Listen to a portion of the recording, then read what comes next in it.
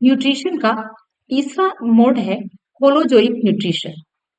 Holozoic nutrition में organisms जो होते हैं वो अपने फूड मटेरियल को पूरी तरह से इंगल्फ कर लेते हैं, पूरी तरह से निगल जाते हैं और निगलने के बाद धीरे धीरे वो बॉडी के अंदर जाता है और बॉडी के अंदर जा करके बॉडी बॉडी के अंदर जाता है और फिर उसको एब्जॉर्ब कर लेते हैं। ये एब्जॉर्प्शन की प्रक्रिया होती है।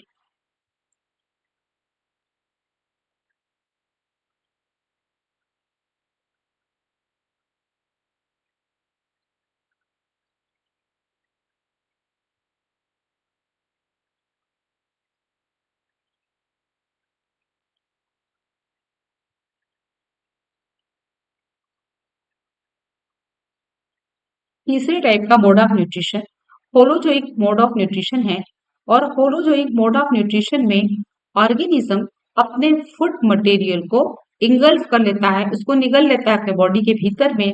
और निगलने के बाद बॉडी के अंदर बहुत सारी मेटाबॉलिक एक्टिविटीज होती हैं, बायोकेमिकल रिएक्शंस होते हैं और उस बायोकेमिकल रिएक्शंस के बाद में फूड मटेरियल को एनर्जी प्रोड्यूस करने के लायक सोल्यूबल केमिकल्स में वो कन्वर्ट कर लेता है। तो होलोजोइक न्यूट्रिशन जैसे देखिए आप, यूनिसेलुलर एनिमल्स जो होते हैं वो भी होलोजोइक न्यूट्रिशन करते हैं। जैसे मैं आपको यहाँ पर एक डायग्राम बना के दिखा रही हूँ।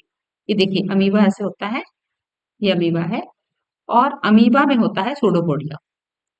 ये है अमीबा का सूडोपोडिया।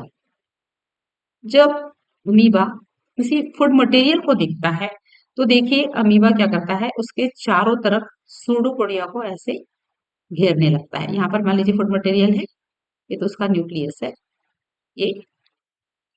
अब देखिए ये फूड मटेरियल को धीरे से घेरना शुरू कर दिया। इसके बाद क्या होता है, ये देखिए फिर से ये ऐसे जाएगा और ये पूरी तरह से ये घेर लिया। अभी पूरी तरह से भी अंदर नहीं हुआ है। फिर बाद में क्या करेगा, अमीबा जो है वो इसको पूरी तरह से अंदर में ले लिया और यहाँ पर बन गया फूड वैक्यूल। यहाँ पर बन गया फूड वैक्यूल। फिर यहाँ केमिकल रिएक्शंस होते हैं और केमिकल रिएक्शन होकर के जो मटेरियल है जो उसको अब्सॉर्ब कर लेता है, यूजफुल मटेरियल को भी वो एब्सॉर्ब कर लेता है और बाद में फिर धीरे से इसको बॉडी से बाहर निकाल देता है। तो होलोजोइक न्यूट्रिशन में ऑर्गेनिज्म पूरे के पूरे फूड मटेरियल को अपने अंदर ले लेता है, बॉडी के अंदर ले लेता है।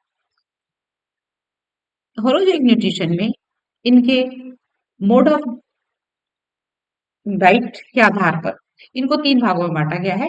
पहला जो है वो हर्बिवोरस, जो केवल हर्ब हर्ब ही अपने डाइट में लेते हैं, ग्रीन प्लांट्स अपने डाइट में लेते हैं, इनको हर्बिवोरस कहते हैं। और हर्बिवोरस के एग्जांपल्स आपको मालूम है, काऊ है, बफेलो है, गोट है, रैबिट है, हॉर्स है, वो सब हर्बिवोरस होते हैं। सेकंड जो है कार्निवोरस, इसका भी आप एग्जांपल जानते हैं कि कार्निवोरस जो है वो केवल और केवल ये जो है वो फ्लैश और अदर एनिमल्स के ऊपर डाइट के लिए अपनी डिपेंडेंट रहते हैं। इसका भी एग्जांपल आपको मालूम है, लायन, टाइगर, लेपर्ड। अब देखिए जो आपको इम्पोर्टेंट है वो है ओमनिवोरस। ओमनिवोरस मतलब ऐसे होते हैं जो हर्ब भी खा लेते हैं, जो फ्लैश भी खा लेते हैं और ये अनकुक्ड फूड भी खा लेते हैं। कुक्ड फूड भी खा लेते हैं, अनकुक्ड भी फूड भी खा लेते हैं, वो होते हैं ओमनिवोरस। और आपको ये जान के अच्छा लगेगा कि ह्यूमन बीइंग जो होते हैं वो ह्यूमन बीइंग को भी इसी कैटेगरी में रखा गया है, ओमनिवोरस की कैटेगरी में रखा गया है। साथ ही साथ ओमनिवोरस की कैटेगरी में रखा गया है कॉकरोच को, और ओमनिवोरस की कैटेगरी में क्रो को भी रखा गया है। ये सब ओमनिवोरस की कैटेगरी में आते हैं।